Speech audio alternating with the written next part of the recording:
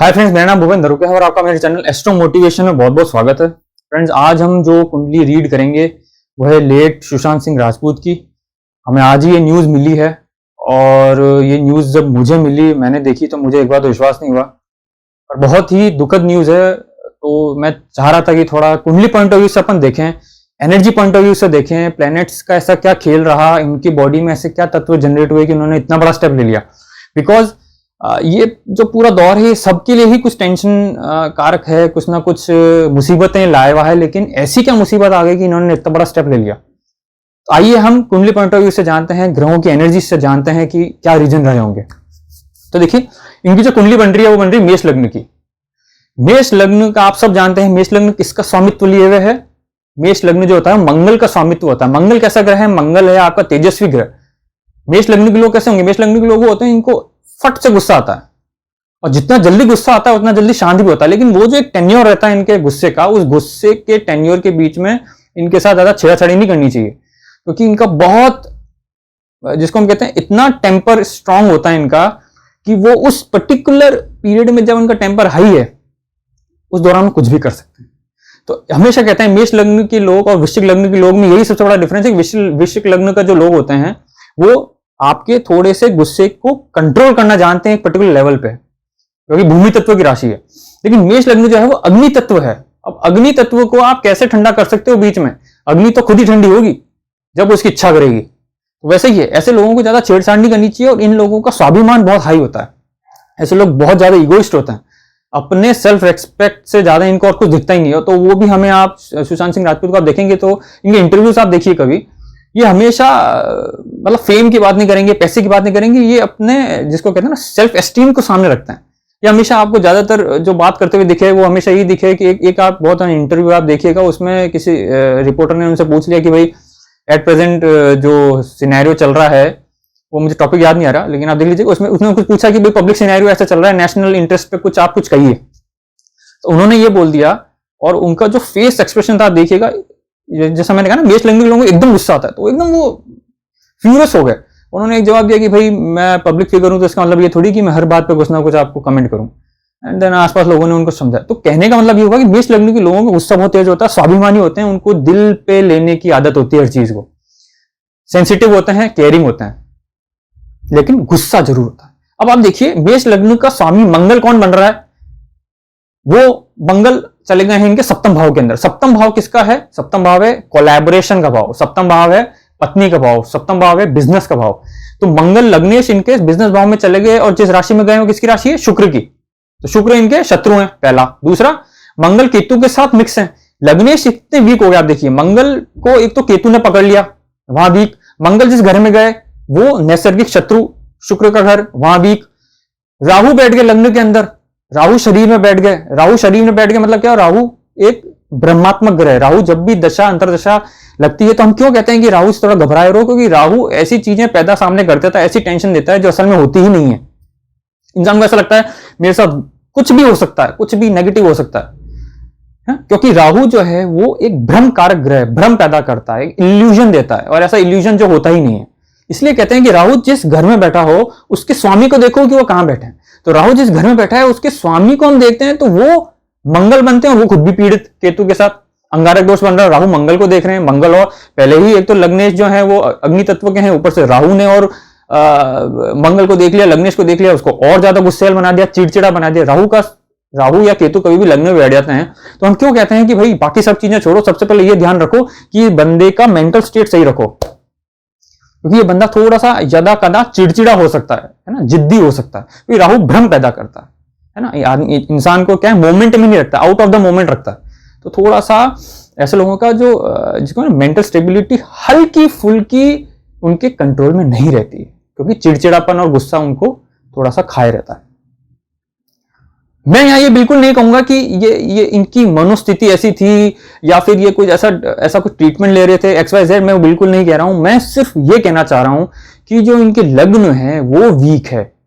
इनका जो लग्नेश था वो इस कलयुग के हिसाब से ढीठ नहीं था। इस कलयुग में आपको सर्वाइव करना है, सबसे इंपॉर्टेंट चीज जो है ना, क्योंकि आप बहुत अच्छे मन के हो, लेकिन उस मन को दूसरे भी उसी तरह से लेंगे ये जरूरी नहीं है। आप बहुत अच्छे हो, आप सबके साथ बहुत हम्बल हो, आप सबका अच्छा भला करना चाहते हो, लेकिन दुनिया वैसी नहीं है। दुनिया कलयुग है। श्री कृष्ण कह गए कलयुग में भाई भाई का नहीं है, बेटा मां का नहीं है, बेटा बाप का नहीं है। तो ये इस सिचुएशन में अगर आप इतने बिल्कुल एज ए जनरस होके चलोगे तो डेफिनेटली कहीं ना कोई तो आपको ऐसा मिलेगा जो आपको धोखा देगा। उस धोखे को अगर आपने अपने दिल पे लगा लिया और फिर ऐसी सिचुएशन रही तो दिक्कत हो सकती है। पहला। दूसरा, राशि।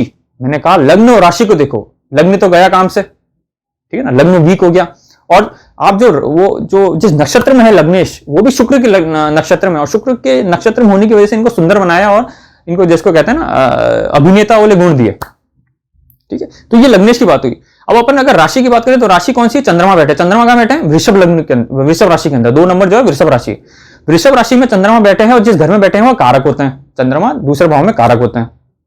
अब चंद्रमा जो दूसरे भाव में कारक है, वहां पे 2 चीजें होती है कि आपके जो पैसे होते हैं, धन भाव भी है ना, दूसरा भाव क्या? धन भाव है और आंखों का भाव है। आंखों के भाव में चंद्रमा बैठ गए तो इनकी आंखें देखिए बहुत ही अट्रैक्टिव है, डायनामिक है। उनकी आंखें ऐसी है कि मतलब उनके पूरे फेस पे अगर अपन ध्यान दें तो सबसे पहले आंखों पे नजर जाती है। आंखें बड़ी अट्रैक्टिव है उनकी, चंद्रमा की वजह से। चंद्रमा बहुत सुंदर आंखें देता है। चंद्रमा वहां बैठ के आप देखिए, चंद्रमा अकेले बैठे हैं। चंद्रमा के साथ कोई नहीं, चंद्रमा के पीछे कोई नहीं, चंद्रमा के आगे कोई नहीं। पीछे राहु जो है वो छाया ग्रह है, छाया ग्रह को हम ग्रह नहीं मानते। तो चंद्रमा के साथ कोई नहीं है, चंद्रमा के पीछे कोई नहीं, चंद्रमा के आगे कोई नहीं, यानी मन जो है उसके साथ कोई भी नहीं है। मन एकदम अकेला है। अब आप लोग बोल रहे होंगे ये तो केमद्रुम दोष बन गया। तो बिल्कुल सही, ये केमद्रुम दोष बना। चंद्रमा के साथ कोई नहीं, चंद्रमा के पीछे कोई नहीं, चंद्रमा के आगे कोई नहीं। और इस जो शास्त्र कहते हैं कि केंद्रम दोष में इंसान सब कुछ पाके सब कुछ खो देता है। तो देखिए, ये जो ज्योतिष है या फिर एस्ट्रोलॉजी है या फिर साइंस ऑफ प्लैनेट्स है, वो कितना कुछ कह जाती है। इस चंद्रमा जैसे नहीं, अपन आप स्क्रीन सेवर देखते थे बचपन में, अपने 90s किड जो है वो समझते होंगे कि स्क्रीन सेवर आता था स्कूल में, एक मॉनिटर रहता था, उसमें बॉल रहती थी, ऐसे ऐसे घूमती रहती थी। वो एजेस जो रहते थे स्क्रीन के, उस पर टच करके वापस नीचे आती थी ना, वंडरिंग टाइप की हिसाब किताब रहता था। तो वही वैसा ही चंद्रमा के साथ है। चंद्रमा बस घूम रहा है, चंद्रमा की दिशा ही नहीं है, दिशाहीन चंद्रमा। आपका जो मन है उसको कोई कंट्रोल नहीं है, मन के पीछे कोई नहीं है, मन के साथ कोई नहीं, मन के आगे कोई नहीं। तो वो सिचुएशन में सुशांत सिंह राजपूत जिंदगी भर शुरू से रहे, क्योंकि ये कुंडली लग्न कुंडली है। शुरू से इनका जो मन था वो थोड़ा सा आउट ऑफ कंट्रोल वाली सिचुएशन में था। ये ऐसे लोग मन के बहुत भोले होते हैं, मन से बहुत सीधे होते हैं, किसी के बारे में बुरा नहीं सोचते हैं। बुरा जब सोचते नहीं है तो वैसे विचार खुद के पास नहीं होते हैं। अगला कोई बुरा कर देता है तो इनको लगता है कि ये भी करने लायक सिचुएशन होती है कि दुनिया में ऐसा भी होता है क्या। फिर उस स्टेट में पहुंच जाते हैं कि ये अपने आप को उस स्टेट से थोड़ा सा बाहर निकालने में दिक्कत महसूस करते हैं। तीसरा पॉइंट, एक तो चंद्रमा थे केंद्रम दोष में, ऊपर से शनि की दृष्टि और आ गई। शनि देखिए अष्टम भाव के अंदर इस कुंडली में, मेष लग्न की कुंडली में 10वें और 11वें भाव के स्वामी होते हैं, यानी कर्मेश और लाभेश होते हैं। कर्मेश लाभेश अष्टम भाव में चले गए और शनि की दृष्टि, 7वीं दृष्टि जो है सीधी चंद्रमा के ऊपर। और मैं हमेशा कहता हूं जिस कुंडली में भी शनि चंद्रमा साथ हो या शनि की चंद्रमा की दृष्टि हो, वो लोगों को आप इमोशनली स्ट्रांग रखिए। शुरू से जो भी माता पिता अगर कोई ये वीडियो देखने तो ध्यान रखिए, किसी के भी शनि चंद्रमा साथ में दिख जाए या शनि चंद्रमा पे दृष्टि हो एक दूसरे के ऊपर, यानी चंद्रमा को शनि के गिरफ्त में है। शनि जो है वो चंद्रमा को घबरा के रखेगा। शनि जो है वो काम का कारक है, ग्लूमीनेस का कारक है, मैंने पिछली वीडियो में बताया था आपको। तो शनि जब चंद्रमा पे प्रभुत्व रख ले या शनि जब चंद्रमा को अपने शिकंजे में कस ले, तो हमेशा ध्यान रखिए ऐसे बच्चों को इमोशनली बहुत स्ट्रांग रखिए। ऐसे बच्चे जन्म से ही ऐसे ग्रह लेके आए हैं कि वो दुनियादारी नहीं समझ पाएंगे। उनको दुनियादारी समझाना बहुत जरूरी है। आप दुनिया में सक्सेस कब लोगे? जब आप इंसान को समझ पाओगे। इंसान को समझ ही नहीं पाओगे, आप अपने ही लेवल पे चल रहे हो कि नहीं सब अच्छे में अच्छा, तो वो दूसरे आपको धोखे देंगे। वो धोखे के गुत्थम गुत्थी में आप इतने फंसे रहोगे कि आप सक्सेस कब लोगे? आप खुद स्टेट में आओगे, स्टेबल स्टेट में, जब तो सक्सेस लोगे। आप वो माथा पच्ची में फंसे हुए रहोगे तो कैसे आगे निकलोगे? वही सुशांत सिंह राजपूत के साथ हुआ है। ये सब कुछ था, वो सब कुछ क्यों था वो मैं आगे बताऊंगा आपको, क्यों सब कुछ मिला। सूर्य देखिए यहाँ पे त्रिकोण भाव में थे। त्रिकोण भाव का स्वामी सूर्य सीधे 10वें भाव के अंदर, केंद्र त्रिकोण राजयोग। इधर से गुरु थे 9वें भाव में, कारक होते हैं, वो भी 10वें भाव में, ठीक है। 2 त्रिकोण राशि के स्वामी दोनों मिलके केंद्र में बैठ के महान केंद्र त्रिकोण राजयोग हो गया। तो ये पैसा तो इनके लाइफ में आना ही था, पैसा तो कहीं जा ही नहीं रहा था, पैसा तो आना ही था हर हाल में। मंगल इनका लग्नेश था तो इनको टेक्निकली साउंड होना था। पढ़ाई में क्यों इतने स्ट्रांग थे, पढ़ाई में क्यों इतने शार्प थे, पंचमेश कितनी अच्छी स्थिति में, पंचमेश सूर्य जो है केंद्र त्रिकोण राजयोग में आ गए, विदेश गमन और नौकर चाकर गाड़ी घोड़े सारे एक बड़ी तादाद में। क्यों? गुरु बड़ी तादाद का कारक है। गुरु जो ग्रह है वो जब भी लगता है बड़ी तादाद में करता है हर चीज। गुरु जो है यहाँ पे नवमेश बनते हैं, कारक बनते हैं और दसम भाव में आ गए। दसम भाव में कारक आके नीच राशि में चले गए, यहाँ लफड़ा हो गया। इसीलिए सब कुछ होते हुए भी कुछ नहीं होने की फीलिंग में हमेशा से थी। एनर्जेटिक थे, आगे की सोचते थे, मंगल लग्नेश होने की वजह से हमेशा आगे की सोचते, बहुत प्रोग्रेसिव बंदा था, बहुत एनर्जेटिक बंदा था। जिससे पूछो सब बोले बहुत एनर्जेटिक था। एनर्जेटिक होंगी, मंगल लग्नेश थे। मेष लग्न वृश्चिक लग्न लोग क्यों सक्सेस ज्यादा लेते हैं? एनर्जेटिक बहुत होता है। लेकिन यहाँ एक थोड़ा सा वीक पॉइंट हो गया, चंद्रमा पे शनि की दृष्टि, चंद्रमा केंद्रम दोष में, और गुरु यहाँ पे जो आपको बौद्धिक क्षमता देता है, आपको जिसको हम कहते हैं तर्क करने की शक्ति जो देता है, वो गुरु बहुत अच्छी सिचुएशन में था लेकिन नीच राशि में चले गए और सूर्य वहां बैठे हैं।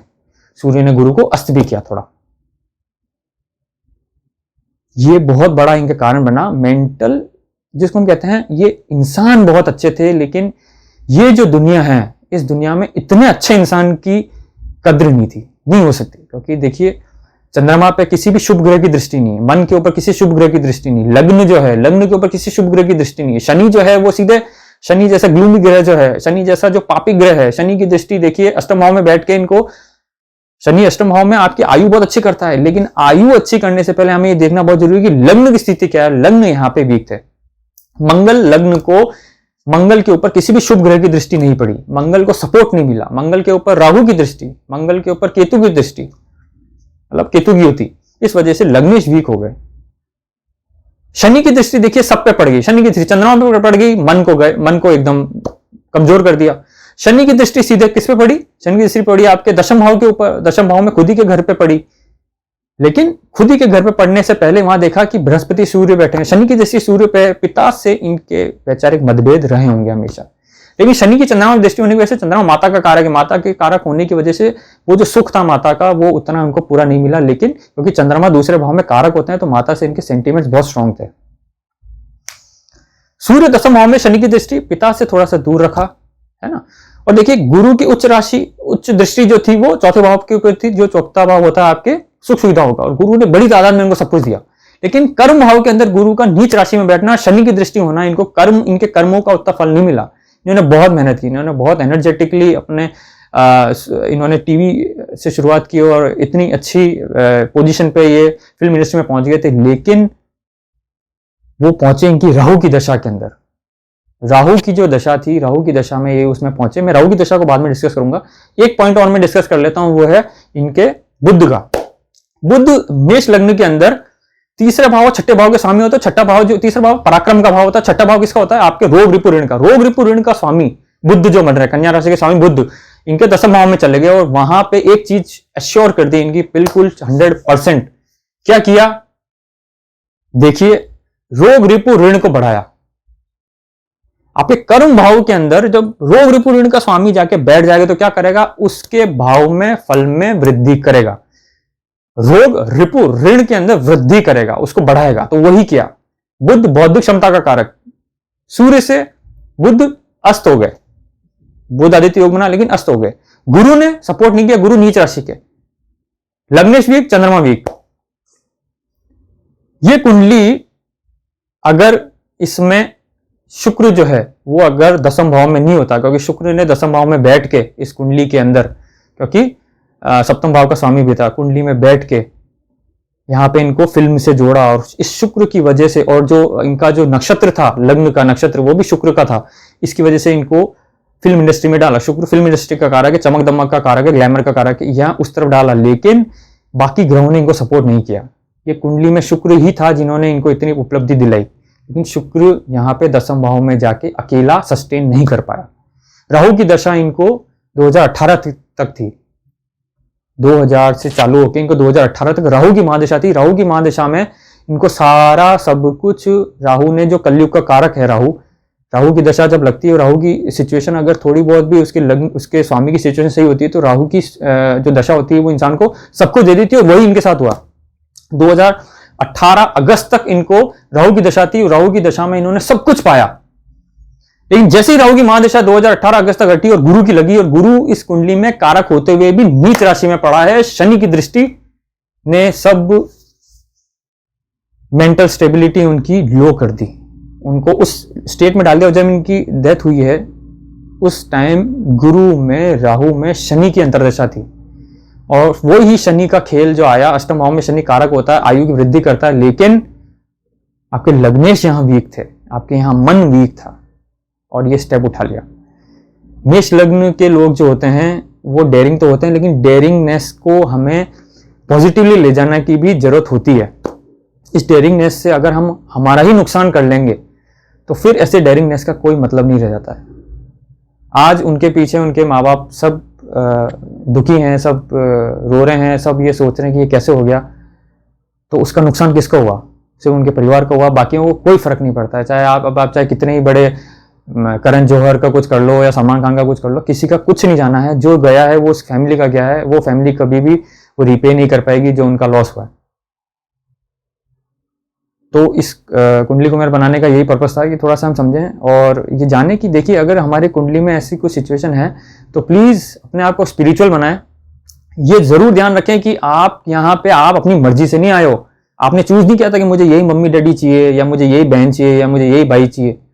ये सब ऊपर वाले का खेल है, आप सब ऊपर वाले के ही बच्चे हो, वो जब चाहेगा जैसा होगा। तो आप आपकी लाइफ में अगर कुछ बुरा भी चल रहा है या डिसमल चल रहा है तो वो ना करें, वैसा ना करें। ऊपर वाले के आप बच्चे हैं, वो जरूर कोई ना कोई उसमें हल निकालेगा। अपने आप को स्ट्रांग रखें। ऊपर वाले ने कभी किसी ने ऊपर वाले में नहीं देखा, लेकिन सब ने यहाँ पे अपने माँ बाप को जरूर देखा है। माँ बाप इस जन्म में आपके भगवान है, उनकी आप पूरी सेवा करो, उनसे आप डिस्कस करो कि भाई मेरे साथ क्या प्रॉब्लम चल रही है, वो बिल्कुल आपको सोल्यूशन देंगे। अपने आप को आइसोलेट करके और अपने आप के अंदर ही गुत्थम गुत्थी के अंदर आप कोई भी ऐसा स्टेप ले लोगे तो उससे किसी का नुकसान नहीं, आप ही का नुकसान होता है। लाइफ बहुत प्रेशियस है।